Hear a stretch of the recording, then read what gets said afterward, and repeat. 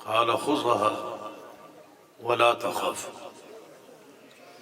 اے موسیٰ علیہ السلام اس کو پکڑیے اور ڈریے نہ. سنعیدها سیرتها الاولی، ہم اس کو پہلی حالت پہ لٹا دیں. قرآن پاک نے لفظ سیرت کا جو معنی کیا ہے وہ حالت و کیفیت. تو آج کی کانفرنس کا عنوان سیرت النبی ہے صلی اللہ علیہ وسلم. نبی رحمت صلی اللہ علیہ وسلم کے حالات اور واقعات، آپ کی زندگی مبارک، آپ کے افعال، آپ کے اقوال، آپ کی تقاریر کو سیرت کہا جاتا ہے. ایک آپ کی صورت ہے اور ایک سیرت. دنیا کے اندر آنے والے ہر شخص کی صورت کے بعد سیرت کائنات کے سامنے ظاہر ہوتی ہے. لیکن آپ کا یہ خاصہ ہے کہ اب یہ صورت دنیا میں نہیں آئی تھی، سیرت کے چرچے پہلے ہی موجود تھے. تورات میں، زبور میں، انجیل میں، صحائف میں، حتیٰ کہ اللہ تبارک و تعالیٰ نے سب سے پہلے جس چیز کو پیدا کیا، جامع ترمذی کی حدیث ہے. بات سمجھ آ رہی ہے آپ؟ اصل میں میری بات سمجھ آتی ہے 1.5-2 گھنٹوں بعد، لیکن وقت میرے پاس تھوڑا ہے کیونکہ میری علامہ مسرور نواز جنگوی صاحب ساتھ دوستی بھی ہے، ایک تعلق ہے، ایک محبت ہے. اور ان کے والد محترم علامہ حق نواز جنگوی صاحب سے بھی ایک عقیدت بھی تھی، محبت بھی تھی، اور پیار بھی تھا، اور ملاقات بھی تھی. تو وہ پرانی محبت ہے. دعا کریں اب نئی نئی شروع ہوئی ہے، یہ قائم رہے. تو جو خدشات آپ کو نظر آ رہے ہیں، شاید کیا ہوگا کچھ بھی نہیں، پریشان نہ ہوا. آل رسول اور عظمت اصحاب رسول کے لیے اور ان کی عظمت اور ان پر ایمان اور عقیدت کے لیے ہمیں اہل سنہ والجماعت کہا جاتا ہے. اور انشاءاللہ یہی ہماری پہچان ہے. اصحاب رسول نہیں ہے تو گویا ایمان نہیں ہے. اور اسی محبت اور عقیدت میں اکٹھے ہیں. اور انشاءاللہ جب بھی ہمیں آواز دو گے صحابہ کی عزت عظمت کے لیے، جہاں تمہارا پسینہ کرے گا ہمارا خون گرے گا انشاءاللہ. کوئی شک نہیں ہے کہ آپ کے قابرین و اسلاف کا اس میں خون گرا ہے، لیکن اس سے پہلے ہمارے قائد ملت علامہ شہید کا بھی خون اس میں آیا.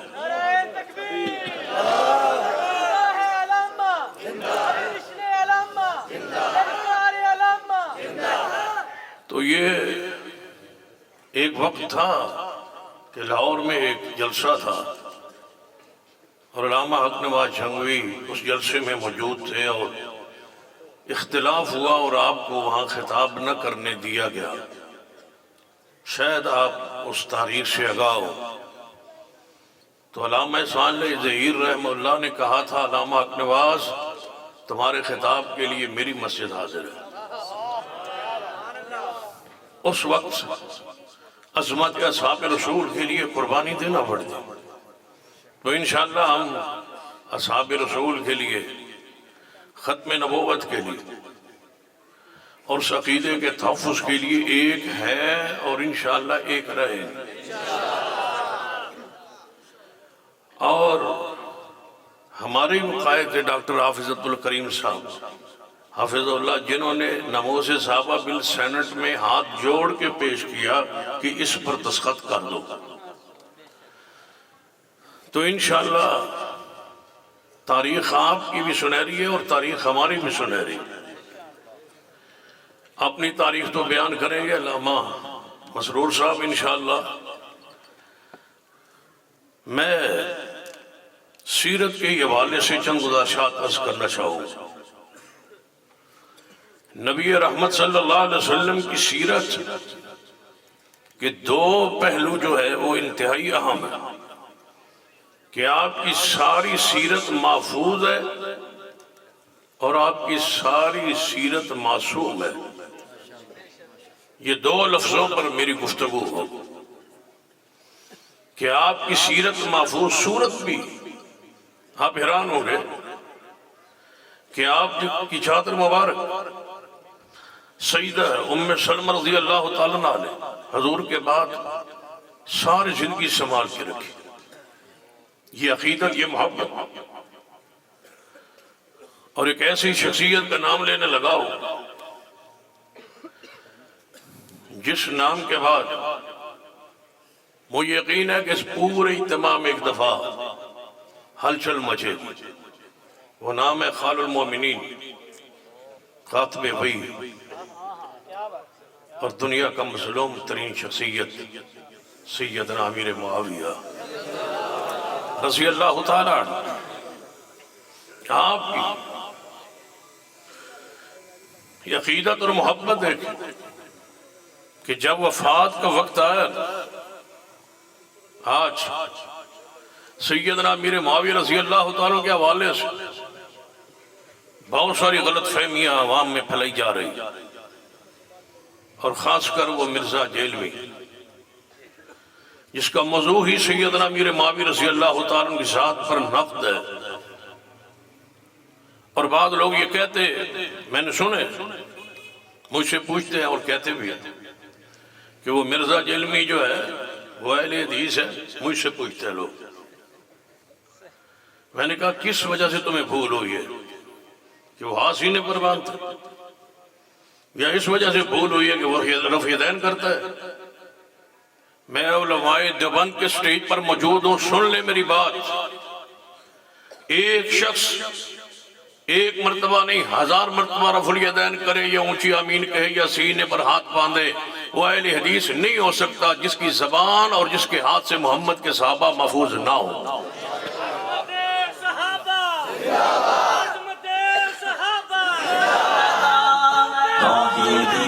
ہماری پہچان نہیں اس طرح نہیں ہے۔ کافروں پہ حاویہ، کافروں پہ حاویہ، کافروں پہ حاویہ۔ پھر شخص کہتا ہے کہ اگر آپ، پھر جب میں ایک بندہ کہتا ہے مرزا جیلوی کو آپ پھر کیا مانتے ہیں؟ میں نے کہا میں مرزا مانتا ہوں۔ آپ کیا مانتے ہیں؟ میں نے کہا مرزا مانتا ہوں۔ کہتے ہیں سمجھ نہیں آئی۔ میں نے کہا مرزا ہے وہ۔ کہتے ہیں مانتے ہیں آپ اس کو؟ کیا ہے؟ میں نے کہا مرزا کہتا ہوں، مرزا مانتا ہوں۔ کہتے ہیں سمجھ نہیں آئی۔ میں نے کہا مرزا کہتا ہوں۔ اگر آپ کو ساری رات نہ سمجھ آئے تو میں یہی کہتا رہوں گا وہ مرزا ہے۔ جانتے ہو مرزا کون تھا؟ معلوم؟ پرانا مرزا ہو یا نیا مرزا ہو، عقیدہ ختم نبوت کا انکار کرے یا امیر معاویہ کی عزت، عظمت، ایمان، تقدس کا انکار کرے، ہمارے نزدیک مرزا ہے۔ نہ پچھلے مرزوں کو چھوڑا ہے، نہ انشاءاللہ نئے مرزوں کو چھوڑے۔ کہو انشاءاللہ۔ سیدنا امیر معاویہ رضی اللہ تعالیٰ جب وفات مبارک کا وقت آیا تو اپنے غلام کو بلا کے فرمایا جاؤ اس الماری میں ایک ڈبیا پڑی ہے، وہ ڈبیا اٹھا لو۔ وہ لائے، اس کو کھولا، فرمایا یہ میرے پیغمبر کے بال ہے۔ 50 سال امیر معاویہ نے حضور کے بالوں کو سنبھال کے رکھا۔ با معاویہ۔ پھر ناخن حضور کے، جانتے ہو جب نبی رحمت صلی اللہ علیہ وسلم حج پہ تشریف لے گئے تو آپ کے بالوں کو مونڈنے والے امیر معاویہ تھے۔ بال سنبھال کے رکھے، ناخن بھی آپ کے سنبھال کے رکھے۔ فرمایا جب میں فوت ہو جاؤں تو یہ حضور کے بال میرے سینے پہ رکھ دینا اور حضور کے ناخن میرے ہونٹوں پہ رکھ دینا۔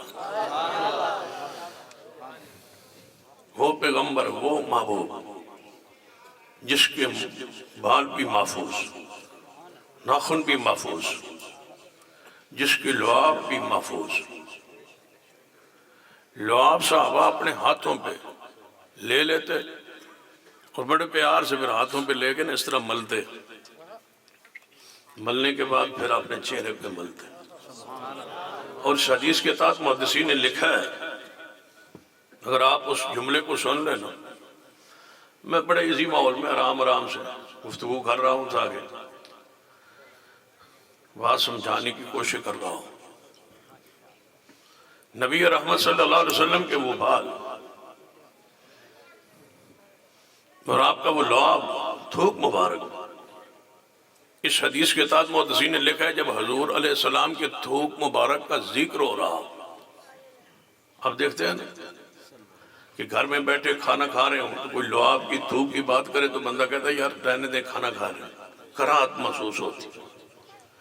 محدثین نے لکھا ہے، فقہائے امت نے لکھا ہے کہ اگر نبی علیہ السلام کا تھوک مبارک کا ذکر ہو رہا ہو اور کسی بندے کے دل کے میں کراہت آ جائے تو بندے کا ایمان ہی نہیں رہتا۔ آپ کا وہ تھوک مبارک، وہ لعاب پاک، اس کو صحابہ رضوان اللہ علیہ مجمعین اپنے چہروں پہ مر رہے، جس کا جبہ محفوظ، لعاب محفوظ۔ آپ اٹھے، جاگے، سوئے ہوئے تھے تو کیا دیکھتے ہیں، سیدہ ام سلیم نے ایک نرم چمڑا لے کے حضور کے ماتھے مبارک کا پسینہ پہنچ رہی ہے اور اس میں محفوظ کر کے، اس میں جذب کر کے پھر اس طرح نچوڑتی ہیں اور شیشے میں بند کرتی ہیں، اور پسینہ حضور کا حضور جا کے فرمایا ام سلیم کیا کر رہی ہو؟ فرمایا آپ کا پسینہ جمع کر رہی ہوں۔ فرمایا کس لیے؟ فرمایا یا رسول اللہ صلی اللہ علیہ وسلم، مدینے کے عطار کے عطر میں وہ خوشبو نہیں ہے جو محمد کے پسینے میں خوشبو ہے۔ آپ کے پسینے کو محفوظ رکھا جا رہا، آپ کے نالین پاک ان کو تبرک کے طور پہ رکھا جا رہا۔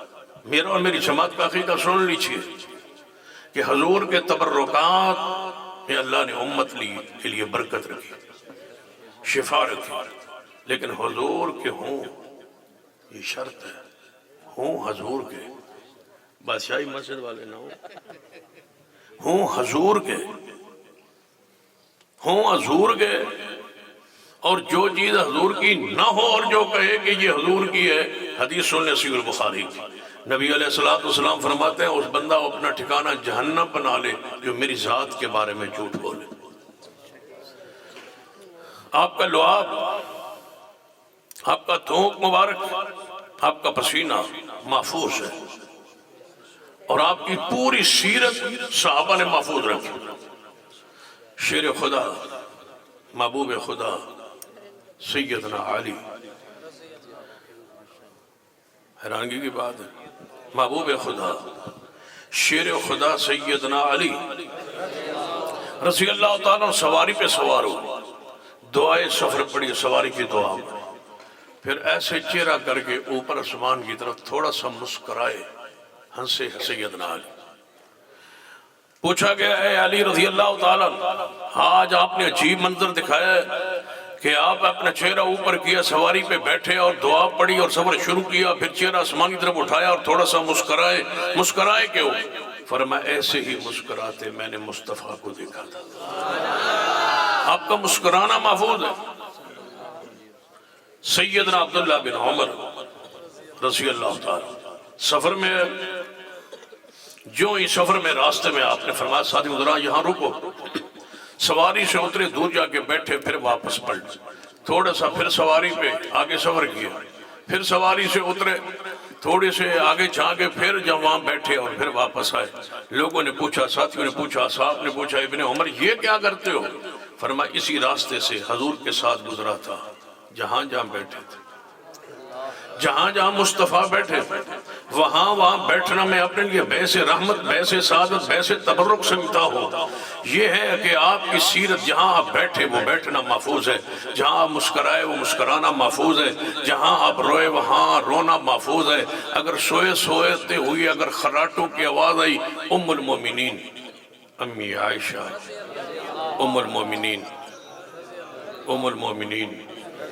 ام المومنین. میرا تو جی چاہتا ہے کہ ساری رات ام المومنین کہتے کہتے جان نکل جائے. ام المومنین، ام المومنین امی عائشہ صدیقہ رضی اللہ تعالیٰ عنہ تشریف فرمایا حجرے میں. ایک دوڑا ہوا بندہ آیا، دوڑتا دوڑتا آیا، آپ کا دروازہ کھٹکھٹایا. اماں جی دروازے پہ آئیں. فرمایا کون؟ فرمایا اماں جی فلاں بندہ ہوں، ایک شکایت لے کے آیا ہوں. فرمایا کون سی شکایت؟ فرمایا فلاں بندہ کے سامنے آپ کا ذکر خیر ہوا. میں نے کہا امی عائشہ مومنوں کی ماں ہے، وہ کہتا ہے کہ میں عائشہ کو اپنی ماں نہیں سمجھتا، میں شکایت لے کے آیا ہوں. تو اماں جی نے پتا کیا فرمایا؟ فرمایا وہ ٹھیک کہتا ہے. وہ بڑا حیران ہوا کہ میں دور سے دوڑا ہوا آیا اور شکایت لگائی. اماں جی فرماتی ہیں وہ ٹھیک کہتا ہے. فرمایا اماں جی کیوں؟ فرمایا وہ ٹھیک کہتا ہے، میں مومنوں کی ماں ہوں. وہ ٹھیک کہتا ہے وہ ٹھیک کہتا ہے میں مومنوں کی ماں ہوں، میں کافروں کی تو ہوں ہی نہیں، میں مومنوں کی ماں ہوں. قرآن نے کیا کہا؟ النبی اولا بالمؤمنین من انفسہم وازواجہ امہاتہم. پیغمبر کے ازواج مومنوں کی مائیں ہیں، مومنوں کی مائیں ہیں. امی عائشہ مومنوں کی ماں ہے رضی اللہ تعالیٰ عنہ. نبی علیہ السلام غسل فرما رہے. اماں جی عائشہ صدیقہ رضی اللہ تعالیٰ عنہ فرماتی ہے میں نبی علیہ السلام کے ساتھ ہی غسل کا ارادہ فرمایا. درمیان میں پانی کا ٹپ پڑا تھا. میں نے بھی غسل کرنا شروع کیا، مصطفیٰ نے بھی غسل شروع کیا. آپ نے میرے قولے سے، جو ہی ٹپ سے میں نے قولہ پانی کا بھرا اپنے اوپر ڈالنے کے لیے، محبوب نے میرے قولے سے اپنے قولے کو بھر کے اپنے اوپر ڈال لیا.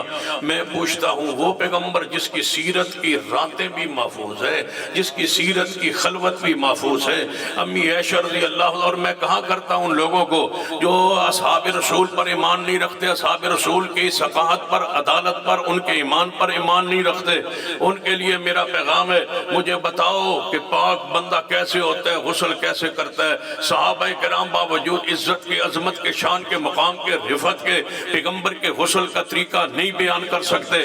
اگر اس طرح سمجھنا آئے تو آپ کی بیٹی، آپ کی لخت جگر خاتون جنت سیدہ فاطمہ الزہرا رضی اللہ تعالیٰ عنہ باوجود عظمت کے، باوجود شان کے، باوجود طہارت پاکیزگی کے، پیغمبر کے غسل کا طریقہ بیٹی ہونے کی ناطے نہیں بیان کر سکتی. پیغمبر نے غسل کیسے کیا نہ صحابہ بیان کر سکتے ہیں، نہ اماں فاطمہ الزہرا بیان کر سکتی ہے. ساری امت پیغمبر کی محتاج ہے. ام المومنین امی عائشہ کی ساری امت محتاج ہے، سیدہ حفصہ کی ساری امت محتاج ہے، ام سلمہ رضی اللہ تعالیٰ عنہ کی. جب تک ازواج مطہرات سے پیغمبر کے غسل کا، طہارت کا، پاکیزگی کا طریقہ نہ سیکھا جائے، امت کو پاک ہونے کا طریقہ ہی نہیں آ سکتا.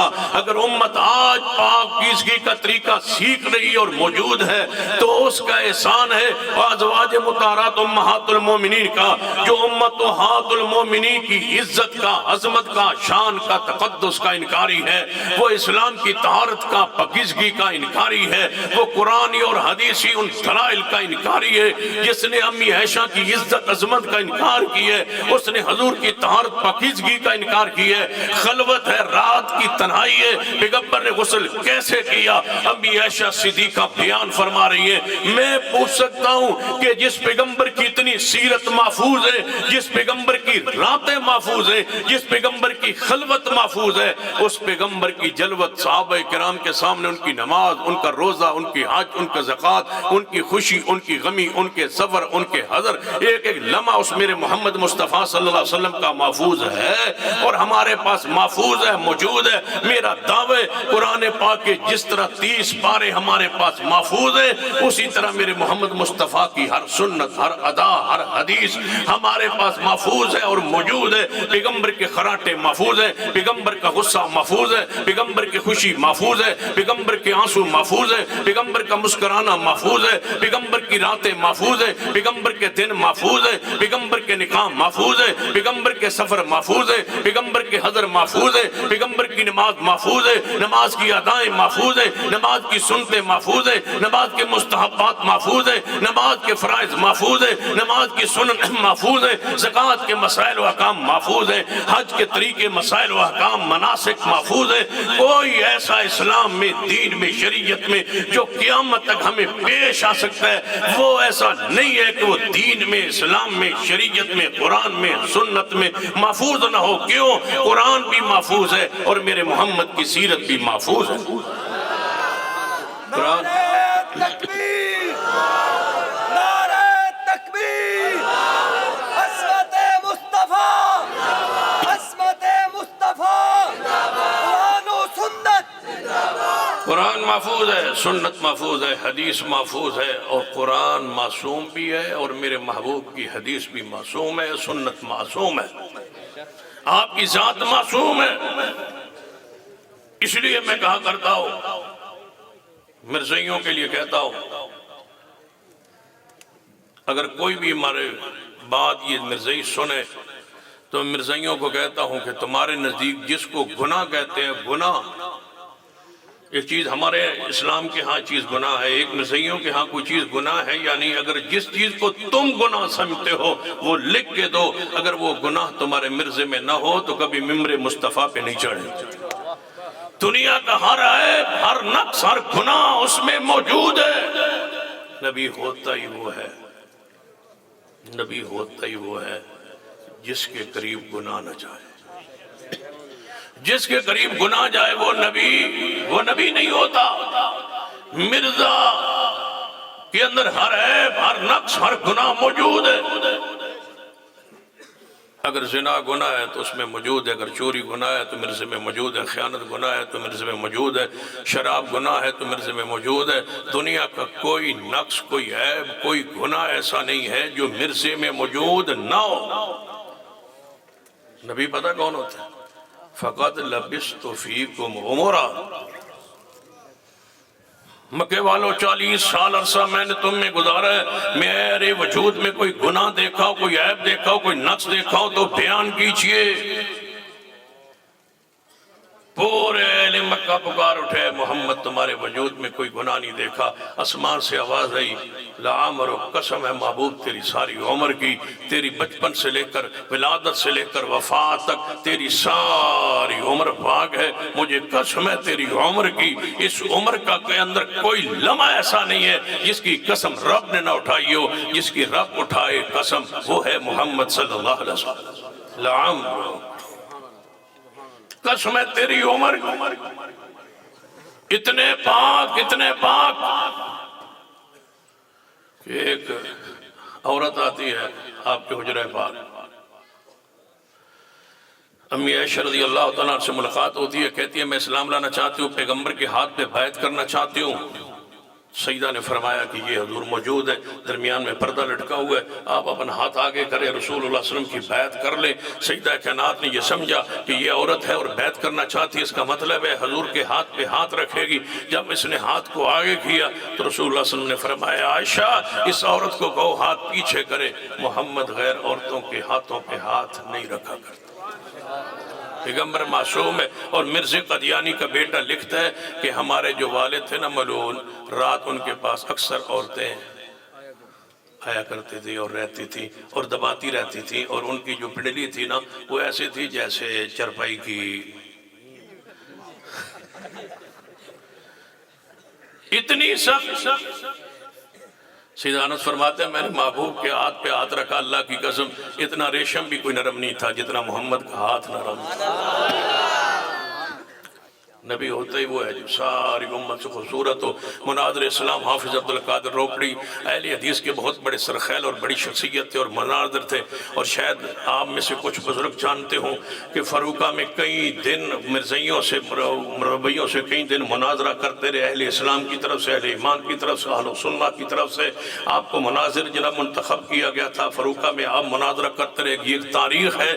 حضرت روپڑی رحمۃ اللہ علیہ مشترکہ جلسہ تھا، موضوع تھا عقیدہ ختم نبوت کے تحفظ کے حوالے سے کہ یہ جلسہ تھا۔ حضرت روپڑی رحمۃ اللہ علیہ حدیث کے ترجمان کی حیثیت سے وہاں پہنچے، جب پہنچے نا تو آپ کا موضوع تھا معیار نبوت، اپنی جیب میں مرزے کا فوٹو لے گئے اور معیار نبوت بیان کرتے کرتے فرمان دلائل دیتے فرمانے لگے نبی وہ ہوتا ہے جو اپنی امت میں سب سے زیادہ خوبصورت ہو، اس سے زیادہ خوبصورت کوئی نہ ہو، یہ الفاظ کہتے اور اس پر دلائل دیتے کہ محمد مصطفیٰ کیسے خوبصورت ہے، نبی کیسا سونا ہوتا ہے، کیسا خوبصورت ہوتا ہے، کرتے کرتے اچانک مرزے کا فوٹو نکال کے فرمایا یہ ہے مرزا، بتاؤ یہ سونا ہے یا میں سونا؟ روبڑی صاحب فرما لیں یہ سونا ہے یا میں سونا؟ اگر یہ سونا ہے تو پھر اس کا حق ہے، اگر یہ سونا نہیں ہے تو پھر یہ میرا حق تھا۔ اس بے وقوف کو کس نے بنایا؟ مانو کہ محمد مصطفیٰ کے بعد کوئی نبی آ سکتا نہیں۔ سیدنا امام ابو حنیفہ رحمہ اللہ نے فرمایا تھا جو شخص نبوت کا دعویٰ کرے اور جو اس سے دعوے کی دلیل مانگے وہ دلیل مانگنے والا بھی کافر ہے، دعویٰ کرنے والا کافر تو ہے ہی ہے۔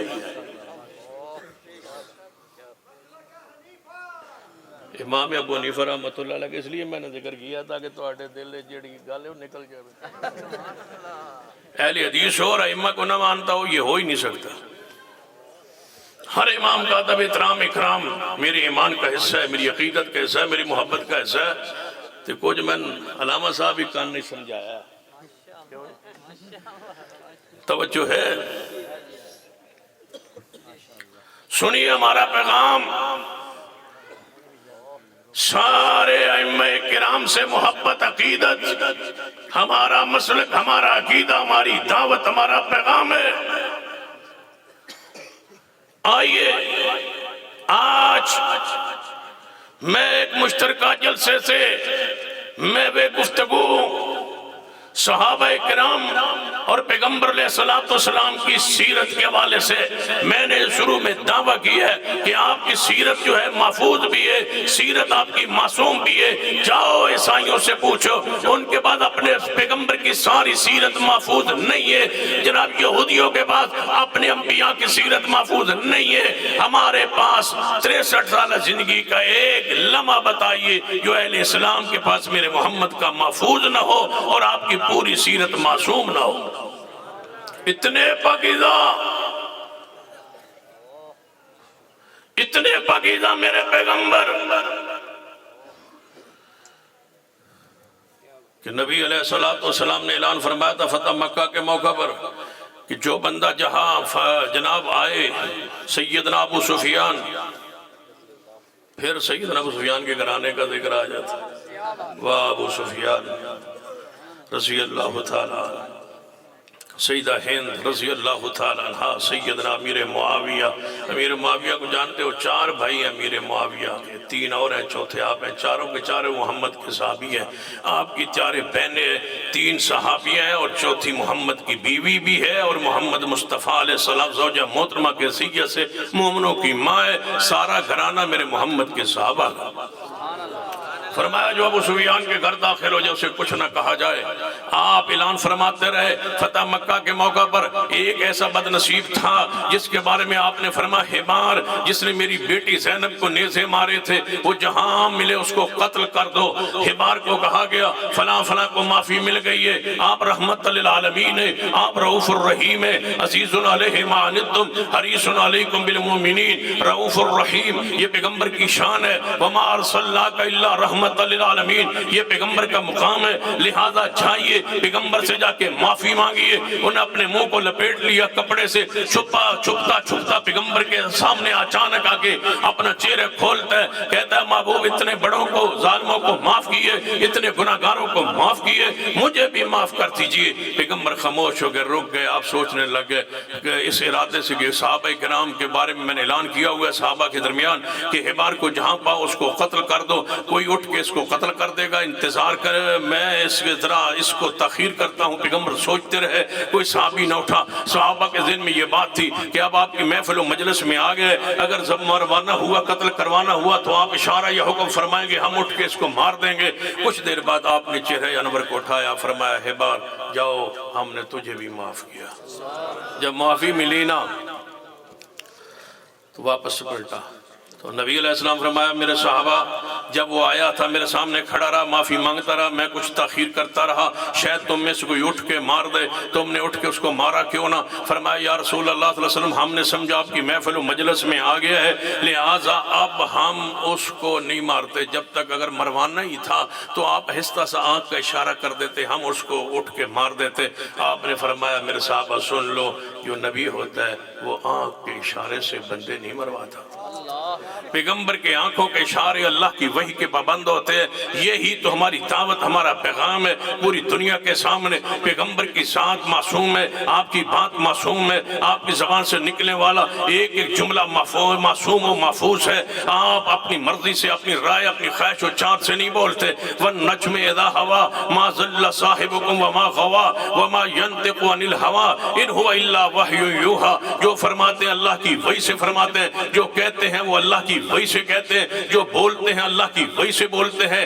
اس لیے تو آپ کے اقوال، آپ کے افعال بھی سنت ہیں، اور آپ کے ساتھ ساتھ تقاریر بھی سنت ہے. زمانے میں رب کی مخلوق میں ایسی ہستی ہے کوئی نہیں. جو چپ بھی رہے تو چپ رہنا بھی دین بن جائے، خاموش رہے تو خاموش بھی سیرت بن جائے، خاموش رہے تو وہ حدیث تقریری بن جائے. یہ خاصہ پیغمبر ہے، یہ خاصہ نبوت ہے. لہذا صحابہ کرام، نبی علیہ السلام کی شان عزت آپ کی محفوظ بھی ہے اور آپ کی شان معصوم بھی ہے. اور اگلی بات سن لیجئے، آپ کے صحابہ کرام کی سیرت محفوظ ہے، اور آج تک ہمارے پاس اصحاب رسول کو اللہ نے یہ مقام اور شان بخشی ہے. جس طرح ہم ختم نبوت کے لیے ایک ہے، اسی طرح ہم صحابہ کرام کی عزت اور عظمت اور شان اور تقدس کے لیے ایک ہے.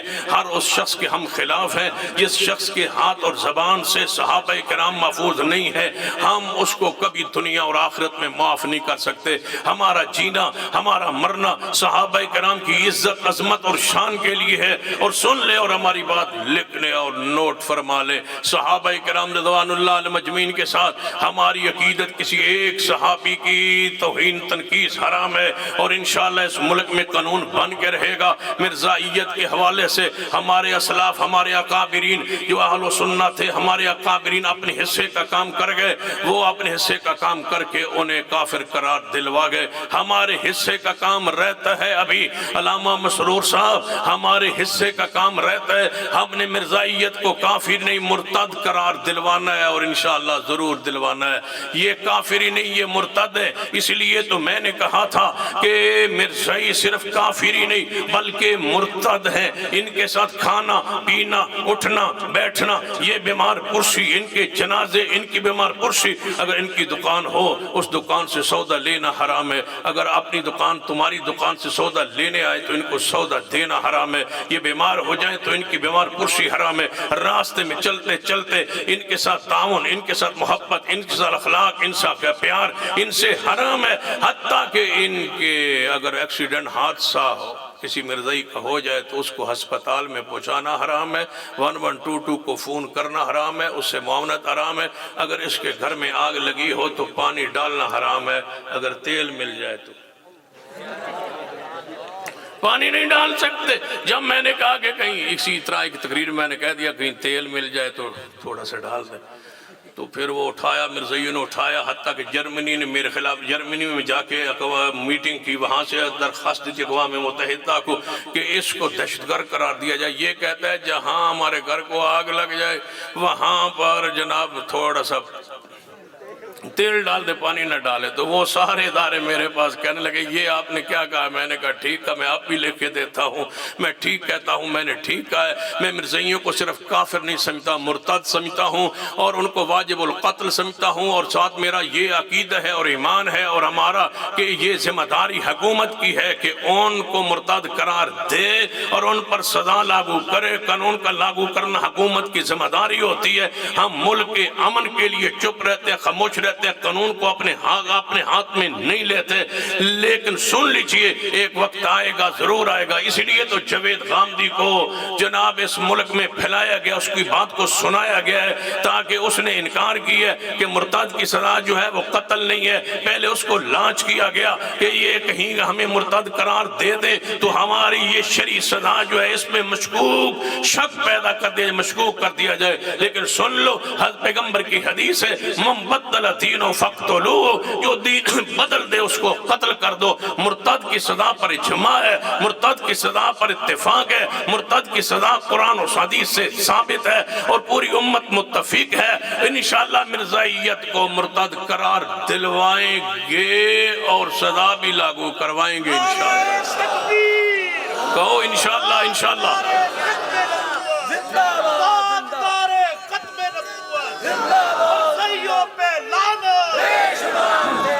ذرا مل کے تاجدار ختم نبوت. تکبیر تاجدار تخت ختم نبوت تاجدار تخت ختم نبوت محمد ہمارے نعرہ تکبیر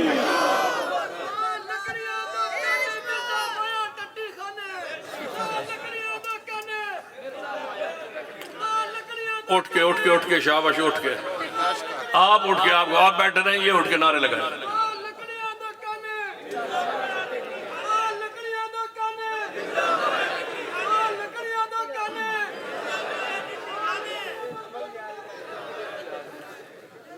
مرزا مریا کہاں پر پتہ ہے نبی کہاں فوت ہوتا ہے ما بین بیتی و منبری روضۃ من ریاض الجنہ نبی فوت ہوتا ہے اللہ اس جگہ کو جنت پہلے بناتا اور اللہ کا امر ہے کہ اس جنت میں ساتھ صدیق بھی ہے عمر بھی ہے حافظ آباد کے گاؤں میں تقریر کر کے بیٹھا تھا 2-4 بندے تقریر کے بعد آگے کہتے ہیں شاہ جی ایک آپ سے مسئلہ پوچھنا ہے میں نے کہا پوچھو کہتے ہیں جی ابو بکر عمر جنت میں جائیں گے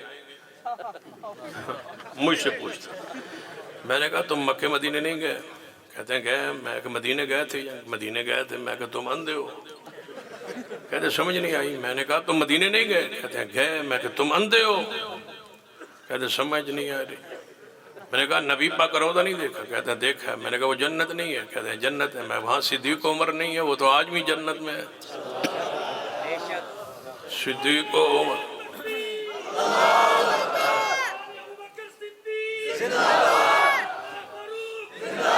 لیکن ہوش آواز کے اندر ذرا مل کے پیار محبت عقیدت کے ساتھ میرے ساتھ یہ نعرہ میں ہی لگوا دیتا ہوں ہوش آواز کے اندر صدیق کا پہلا نمبر ہوش آواز کے اندر صدیق کا ہوش آواز کے اندر صدیق کا ہوش آواز کے اندر صدیق کا تمدہ مست کلندر علی کا پہلا نمبر وہ مستی میں کہتا ہے آپ ہوش میں کہیں ہوش آواز کے اندر صدیق کا وہ مستی کا عقیدہ وہ نشے کا عقیدہ اہل ایمان اہل اسلام کا عقیدہ ہوش آواز کے اندر صدیق کا ہوش آواز کے اندر صدیق کا ہوش آواز کے اندر صدیق کا ہوش آواز کے اندر صدیق کا صدیق کا پہلا نمبر ہوش آواز کے اندر صدیق کا پہلا نمبر صدیق آج بھی جنت میں ہے میں کہا کرتا ہوں اسلام شروع ہی صدیق سے ہوتا ہے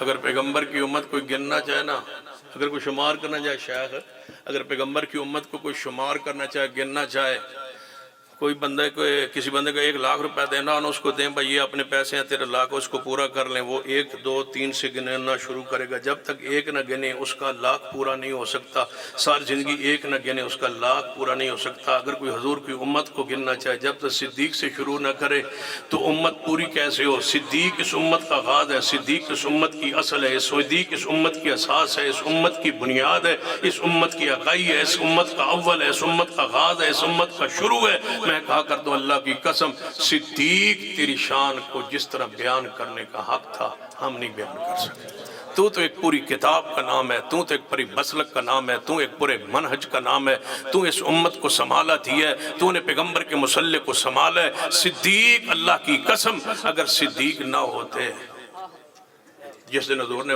وفات پائی تھی نا صدیق نہ ہوتے بتاؤ حضور کی امت کو کون سنبھالتا وہ صدیق ہی تھے جو ممبر مصطفیٰ پہ چڑھے تھے اور فرمایا تھا من کان منکم یعبد اللہ فإن اللہ حی لا یموت ومن کان منکم یعبد محمدا فإن محمدا قد مات صدیق تو ہی تو تھا جس نے مسیلمہ قذاب کے خلاف لشکر تو تیار کیا تھا سیدنا عمر جیسے جلیل القدر شخصیت آئی تھی فرمایا تھا اے صدیق نہ بھیجو مدینہ خالی ہو جائے گا سارے لشکر ہر طرف بھیجتے جا رہے ہو پورا مدینہ خالی ہو جائے گا صدیق نے کہا تھا اے عمر اگر مجھے جنگل کے درندے آ کے میری میت کو نوچ جائیں یہ گوارا ہے لیکن مسیلمہ قذاب جیسا شخص نبوت کا دعویٰ کرے صدیق نے فرمایا تھا لشکر کے لیے لشکر کے روانہ کیا تیار کیا فرمایا عام کافر نہ سمجھنا اس مسیلمہ قذاب کو اے صدیق کیا کرنا ہے فرمایا مسیلمہ قذاب کو آپ نے قتل کرنا ہے اس کی اولاد کو اس کے بچوں کو اس کی بیویوں کو اس کی عورتوں کو جو ان کو مانے ان کی نسلوں کو ان کے گھروں کو ڈھا دینا ان کے درختوں کو کاٹ دینا کرنا ہے، ان کے جانوروں کو ذبح کر دینا ہے، کھانا بھی نہیں ہے، حتیٰ کہ فرمایا نہ ان کے بوڑھوں کو چھوڑنا ہے، نہ عورتوں کو چھوڑنا ہے، نہ بچوں کو چھوڑنا ہے، کسی کو نہیں چھوڑنا۔ یہودیوں کے خلاف جہاد کا اور انداز ہے کہ ان کے عورتوں کو کچھ نہیں کہا جاتا، ان کے بوڑھوں کو کچھ نہیں کہا جاتا، بچوں کو نہیں مارا جاتا، فصلوں کو نقصان نہیں پہنچایا جاتا۔ لیکن جو جھوٹے نبوت کے دعوے دار تھے، صدیق نے کیا فرمایا؟ ان کے بچوں کو، عورتوں کو، بوڑھوں کو، مال کو، جانوروں کو، پرندوں، کوئی شے ان کی نہیں چھوڑنی۔ یہ کافری نہیں، یہ مرتد ہے، زندیق ہے۔ وقت آئے گا مرزائیوں، سن لو، یا اسلام کے راستے کو اپنا لو یا تیار ہو جاؤ۔ اگر اپنے حصے کا ہمارے اکابرین کام کر گئے ہیں تو پھر قیامت والے دن میں اور علامہ مسرور صاحب آپ کیا جواب دیں گے؟ آئیں چلے میدان میں نکلیں اور مرزائیوں کو مرتد قرار دلوائیں، ہم انشاءاللہ آپ کے ساتھ چلنے کے لیے تیار ہیں۔ آئیں آگے بڑھیں، آئیں آگے بڑھیں، ہم اس کے لیے آپ کے ساتھ چلنے کے لیے تیار ہیں۔ ناموس صحابہ بل سینٹ سے پاس ہو چکا ہے، اسمبلی سے پاس ہو چکا ہے، اب نکلے، آئیں دونوں چلیں۔ مولانا فضل الرحمان صاحب سے ملتے ہیں اور انہیں کہتے ہیں کہ اگر سود کے لیے تم نے آئینی تبدیلی کو شامل کیا ہے تو ناموس صحابہ کے لیے بھی شامل کر دو۔ کیا شہباز شریف صاحب سن لو، تمہارے ذات اور تمہارے عہدے کے تحفظ کے لیے اگر آئین میں تبدیلی ہو سکتی ہے تو صدیق عمر عثمان و علی کی عزت ناموس کے لیے تبدیلی کیوں نہیں ہو سکتی؟ آج نہ صحیح تو کل صحیح، اسمبلی میں وقت آنا ہے، علماء نے انشاءاللہ پہنچنا ہے، اور انشاءاللہ صدیق تیری عزت کے فریرے بلند ہونے ہیں، تیرے دشمن کو ہتھکڑیاں لگتے دیکھیں گے اور چوکو چوراہوں پہ انشاءاللہ الٹا لٹکتا دیکھیں گے۔ انشاءاللہ وقت آئے گا، لیکن میری آواز کے ساتھ آواز ملائیے، ہر صحابی نبی، ہر صحابی نبی، ہر صحابی نبی آخر پہ میرے دل کو ٹھنڈا کر دے، کافروں پر حاویہ، کافروں پر حاویہ۔ اس طرح کرتے ہیں کہ اس پورے اجتماع کو دو حصوں میں تبدیل یعنی کہ تقسیم کر دیتے، یہ دائیں والے اور یہ بائیں والے۔ آپ کا مقابلہ ہے کافروں پر حاویہ۔ آپ نے ہر صحابی نبی، کافروں پر حاویہ، مرزائیوں پر، مرزائیوں پر، مرزائیوں پر، نئے مرزائیوں پر، نئے سمجھتے ہو، نئے جڑے شروع ہوئے، نئے مرزائیوں پر بے شمار، مرزائیوں پر لعنت، نئے مرزائیوں پر لعنت، پرانے مرزائیوں پر لعنت، نئے مرزائیوں پر لعنت۔ ہر صحابی نبی جو نہ مانے وہ کافروں پر حاویہ۔ انشاءاللہ 31 اکتوبر گورنمنٹ ہائی سکول فاروقہ انشاءاللہ بڑے گراؤنڈ میں اجتماع ہوگا، میں بھی وہاں ہوں گا، دیگر ہمارے علماء بھی وہاں شریک ہوں گے، آپ بھی تشریف لائے۔ اللہ ہم سب کا آنا بیٹھنا سننا سنانا قبول فرمائے۔ اور آخر پہ ایک اعلان کے ساتھ بات ختم کرنا چاہتا ہوں کہ جتنے اہل حدیث افراد اس اجتماع میں موجود ہیں، آپ علامہ مسرور جنگوی صاحب کے خطاب کے اختتام تک آپ یہاں سے نہیں جا سکتے، نہ میں جا سکتا ہوں نہ آپ جا سکتے۔ نعرہ تکبیر، نعرہ تکبیر۔ میں ہر دا بدلہ ادا چکیتا صدیق بدلہ خدا تو لیسی، میں ہر دا بدلہ ادا چکیتا صدیق بدلہ خدا تو لیسی، خدا تو لینا ہے جے اجر حسین لوگو صدیق آدھن، یقین نہ آوی تب ایک سکتا ہے روزہ اقدس دینال، آقا دینال جیڑی قبر ہے حسین لوگو صدیق آدھن۔ جس کو صدیق ذات خدا نے کہا اس کو صدیق پھر مصطفیٰ نے کہا، جس کو صدیق مصطفیٰ نے کہا اس کو صدیق پھر مرتضیٰ نے کہا۔ میں بھی کہتا ہوں صدیق صدیق ہے، جو نہ مانے وہ پکا زندیق ہے۔ دعوت خطاب دے رہا ہوں، آسمان خطابت کے مہر تاباں، جن کی خطابت کا فانوس منور جہاں تاب جہاں جگمگاتا ہے، اوہام کے سائے بھاگ جاتے ہیں، ظلم کے اندھیرے پگھل جاتے ہیں، تشدد کے سناٹے کافور ہو جاتے ہیں۔ اور یہ عشق و محبت کی ایک ایسی کہانی ہے جس میں دار و رسن کے نوحے بھی ہیں، شعر و سخن کے زمزمے بھی ہیں، قید تنہائی کا سناٹا بھی ہے، زور قلم کا فراٹا بھی ہے۔